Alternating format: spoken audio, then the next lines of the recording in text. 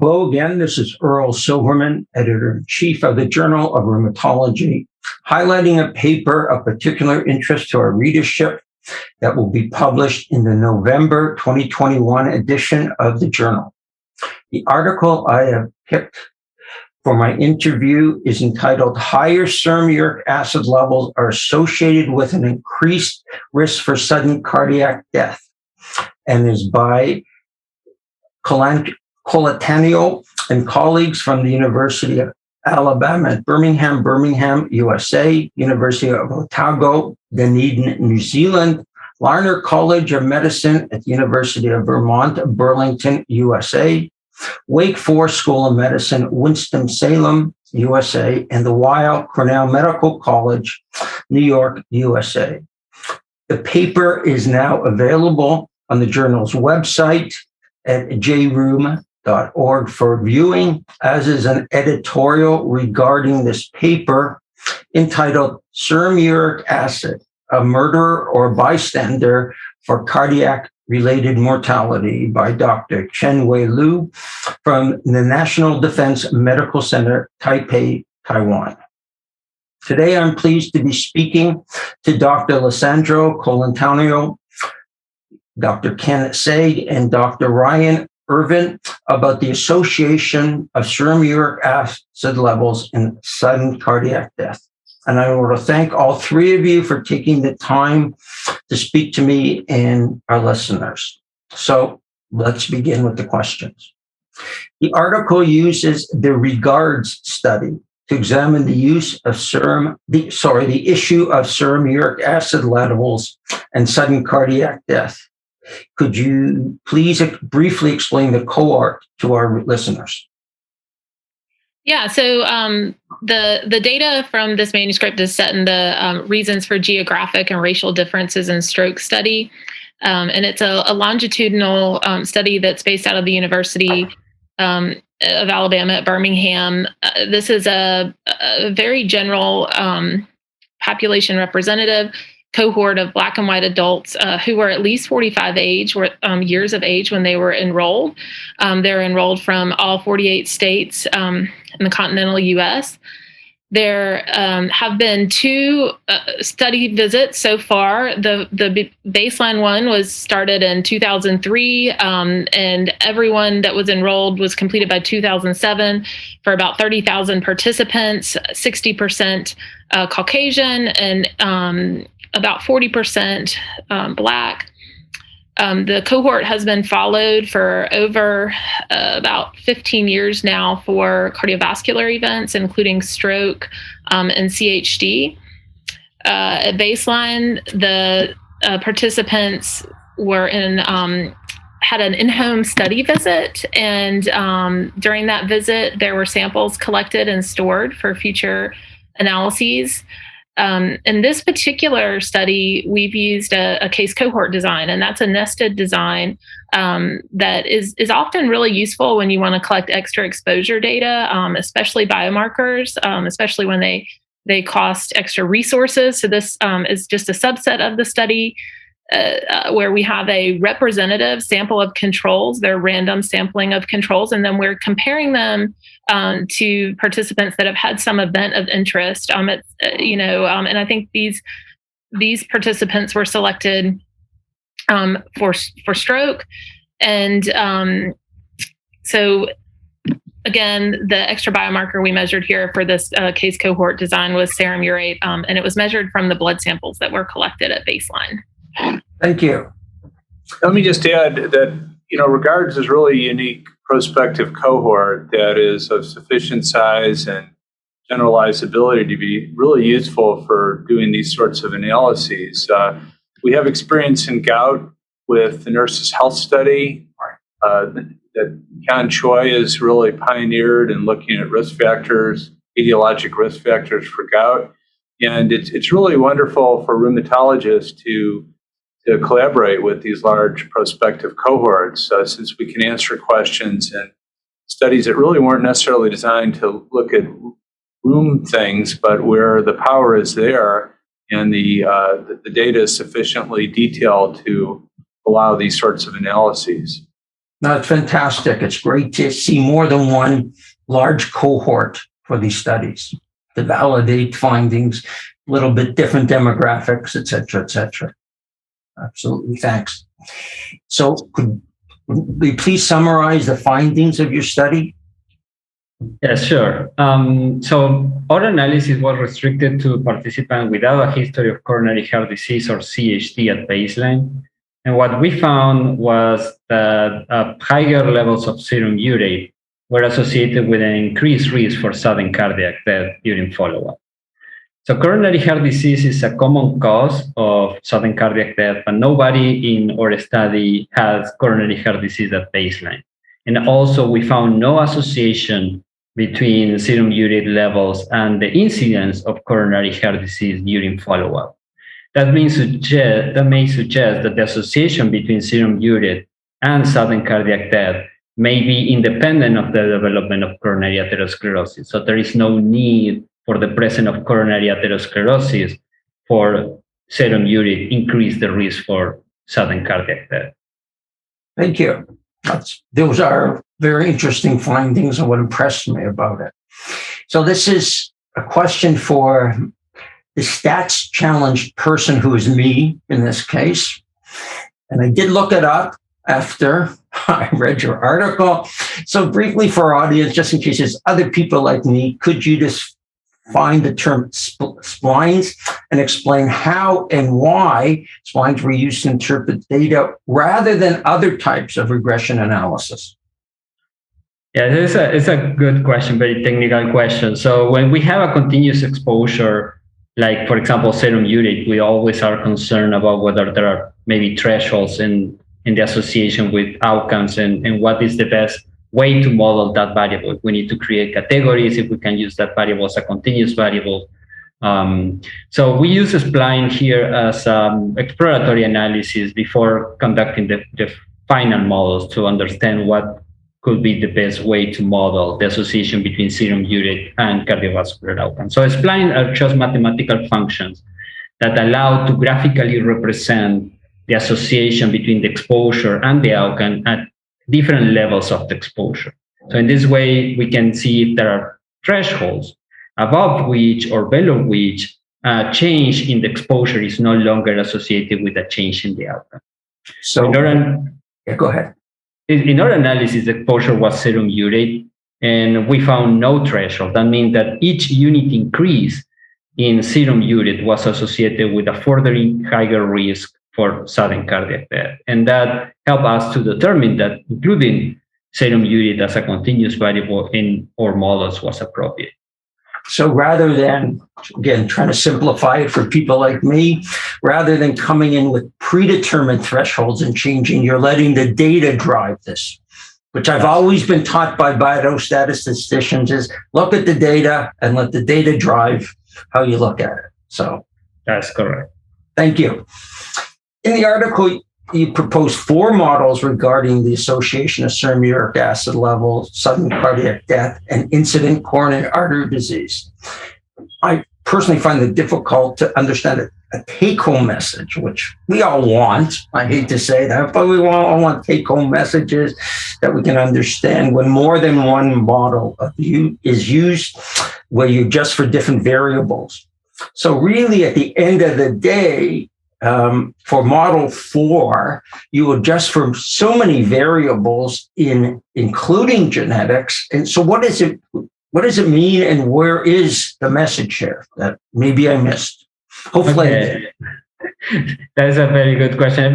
Also very methodological question. So in observational study, we are often concerned about confounding, and we may have in mind many possible confounders that may affect the association between the exposure and the outcome and lead to biased result. So what we commonly use in that case is we use nested regression models. So we start with a small model that may not include any covariate or just a few covariates, and then we are adding more covariates to the model progressively. In the way that a new model includes adjustment for all the prior variables plus new variables. So in general, we start maybe with socio-demographic and then add behaviors, medical history, laboratory measurements, medication. And so in that way, we can understand the effect of that each of these group of covariates or potential confounder have on our results. So in our case, we found that there was a small attenuation in the association between serum urate and sudden cardiac death when we compare a model without covariates versus a model that included adjustment for age, sex, and race. So there was a small attenuation there. And that makes sense because regarding study participants with higher serum urate levels were more likely to be older, male, and of Black race, and older age, male sex, and Black race are risk factors for sudden cardiac death. After we adjusted for these three covariates, which the data, because there was a small attenuation, suggests that maybe potential confounders, there was still an association between serum urate and sudden cardiac death. And after that, in all the progressive models that we were adding more covariates, there was really no change in the hazard ratios for sudden cardiac death associated with serum urate levels. That means that none of the other potential confounders that we included in the regression model were really confounders in this association. Right. So it's a very nice way to do it when you understand it, rather than the usual way is saying, giving you one model, putting everything in. But I like this, actually. Thank you. Thank you for explaining it. Maybe we should do this more often in articles. And could you please share with us the mechanism your article proposed for the association in adults without a history of coronary artery disease? In the discussion, you do expand upon it, so could you please just explain a little bit for the audience?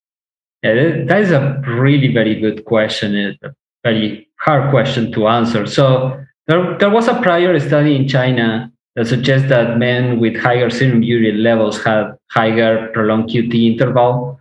So a prolonged QT interval is a risk factor for fatal arrhythmias, which may result in sudden cardiac death.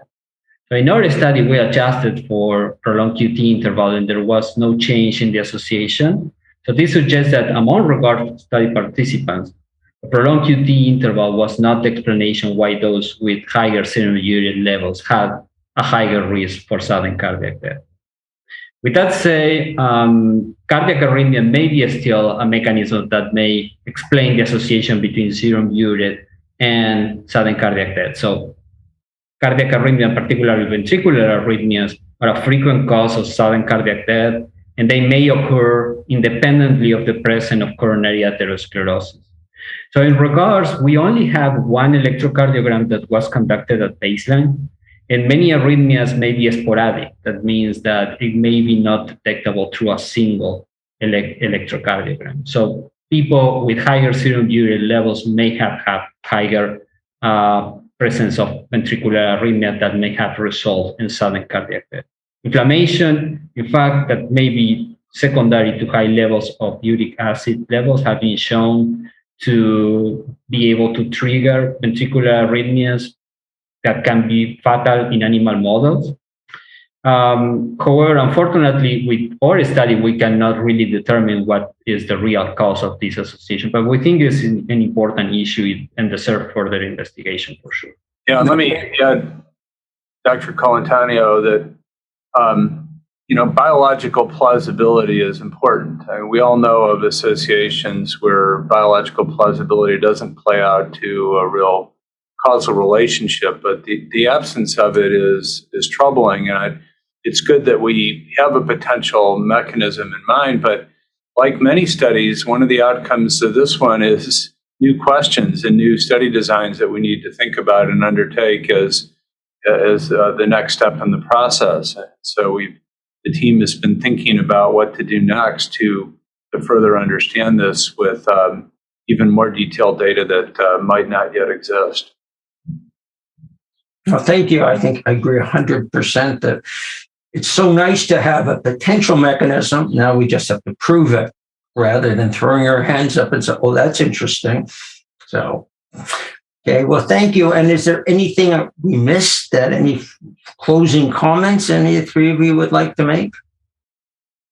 So I would like to point out that our study also provide additional information to understand prior studies on serum urate and cardiovascular events. So there is some controversy about the association between serum urate and coronary heart disease in particular, as well as other cardiovascular outcomes. In the prior studies on the association between serum urate and coronary heart disease has been a little bit different, and there are studies showing an association between higher serum urate levels and increased risk for coronary heart disease, and others that have found no association. In our study, we found no association, or our study may lack enough statistical power to detect a small association. So our study cannot really be considered as an evidence that there is no association between serum urate and coronary heart disease. Rather, our study suggests that serum urate may be a novel risk factor for sudden cardiac death, and through a mechanism that may not require the presence of coronary atherosclerosis. However, another thing that we need to consider is that sudden cardiac death are often being included as a fatal coronary heart disease event in many observational studies, and that may be a factor that may contribute to explain differences in prior results.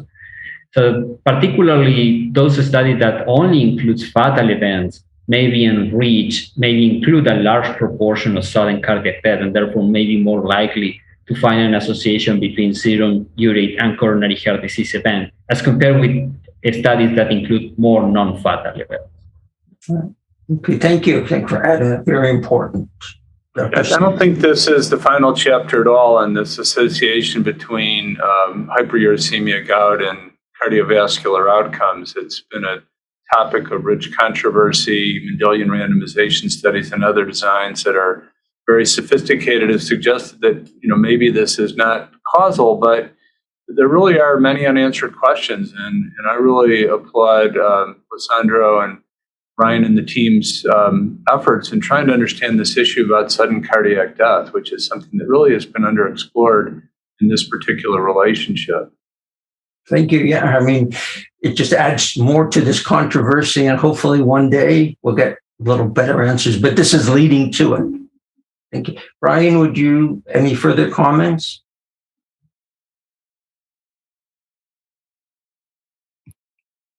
I don't want to put you on the spot. Just that this team is a really great team to work with, and Lisandro is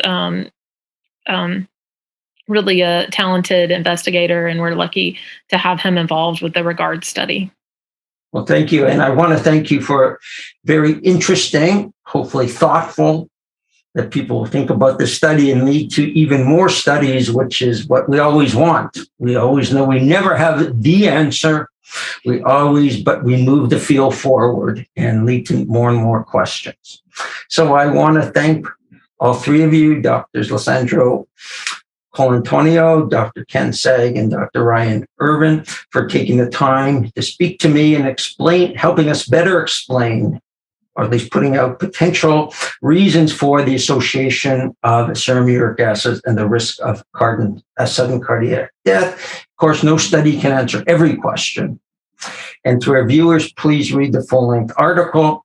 Higher serum uric acid urate levels are associated with an increased risk for sudden cardiac death by Colantonio and colleagues in the accompanying editorial entitled Serum Uric Acid, a Murderer or Bystander for Cardiac-Related Mortality by Dr. Liu. And so that really summarized the editorial, plus what we said is chicken, egg, bystander, or murderer, which I wouldn't quite usually say things, chicken and egg rather than bystander or murderer. And we'd love to hear your comments on Twitter at jroom or by email at manuscripts@jroom.com. And I want to thank you for joining us and hope you'll join next month where I'll speak to the author of another article of particular interest from our December edition.